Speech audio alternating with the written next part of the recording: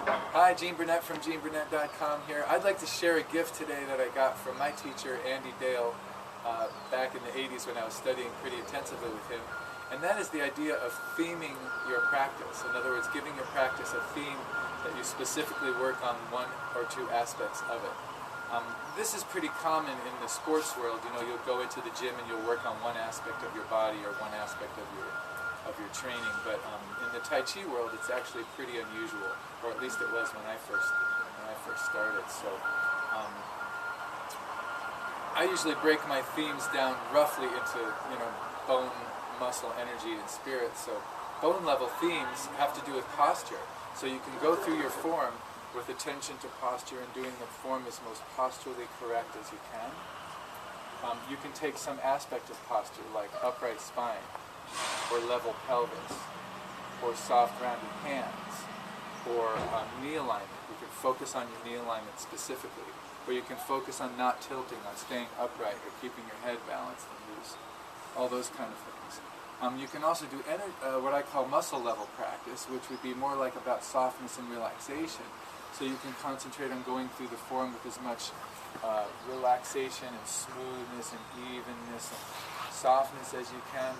You can focus specifically on your wrists, let's say. Like, I want to make my wrists as soft and relaxed as I can with this. Or I can focus on my elbows, making the elbows nice and soft and relaxed within the movement. Or my shoulders. I can focus on my shoulders being loose and relaxed and down and comfortable. Or I can focus on my neck and upper spine not being held tight. It's not just about position, but actually having them be soft and settled. Energy level practice, I can focus on, first of all, my joints suspending. So I feel like I'm supported by strings. So I have this light kind of feeling, but also a heavy kind of feeling, like I'm a very heavy puppet on strings. So I can focus on, in any given moment in the form, having all my joints loose and suspended like that. I can also focus on the breath, inhaling when I'm coiling, exhaling when I'm issuing. I can focus on the martial application of the movement. I can focus on directing energy specifically down a specific pathway. I can focus on coordinating breath with martial application. You know, making sure that my breath connects to my issuing there. I can just go for flat out speed. Just try to see how much posture, relaxation, and softness I can take with me as I go faster. I can also focus on different animals. For instance, I could do the form the way I kind of imagine a bear would do it. Or I can do the form as I imagine a horse would do it. Or I can do it as I imagine a snake would do it. So I can take on different animal signatures. I can do it drunken style, which means you're working with off-kilter, unusual angles, as though you were drunk, but you're really just working on maintaining your center in different kind of eccentric angles through the body. You can focus on different elements. I could be like earth element, very strong, rooted, very solid. Or I can focus on being more watery, soft, and relaxed. Watery like the Mississippi River. Big, sweeping curves like that. Or watery like Ashland Creek back here, working over rocks and stones and trying to find a space, any space at all. I could do it more metallic. And think of metal energy and more splitting and cutting, like I'm slicing things in half. I can focus on being more fiery and explosive. I can focus on being like air, being like hardly even there. Energetic signatures have to do with what your whole body is doing, your whole intent of the movement. Less about specific pieces. So I can do that. If I want to focus on the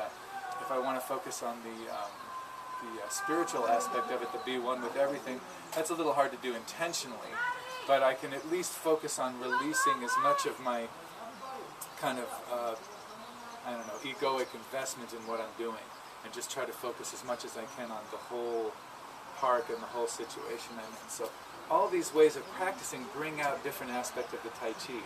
Whatever aspect you're practicing will get more attention. So if you practice working on the wrists, your wrists get softer and looser.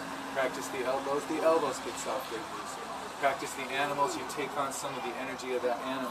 Practice an element, you take on some of the energy of that element. So they all bring out different aspects of your practice.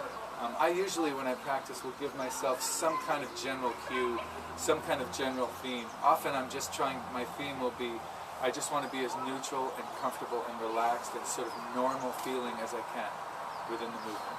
So I just focus on that, and I let the other things be in there somewhere. Other times I'm very focused on my neck, or very focused on my arms, or very focused on suspending the joints, or on one of the animals, or on one of the different aspects of the practice. So thank you, Andy, for giving me that cue, or that trick, or that idea, suggestion for researching Tai Chi forms, because I've used it to, I think, good advantage to myself. So I recommend that you do that and not just get into one lockstep way of always doing the form, always doing it exactly the same way. Pick like trees in the wind. Watch trees in the wind for a while, and then do your form as though you had that trees in the wind feeling. Or hang out with water for a while and do it as though you had the same feeling of that water. Or watch your teacher intently for a while and kind of move like they do a little bit.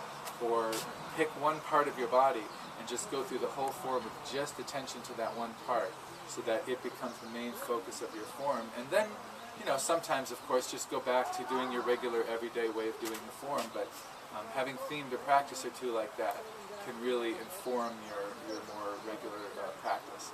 So I do recommend that you give it a try. And I'm sure there's more themes. Those are just the ones I could think of off the top of my head. So if you like this kind of thing, subscribe to my channel. I do lots of Tai Chi videos, music videos, nature videos, every now and then a little humor. And check out my website, GeneBurnett.com, for more information. Thanks for watching.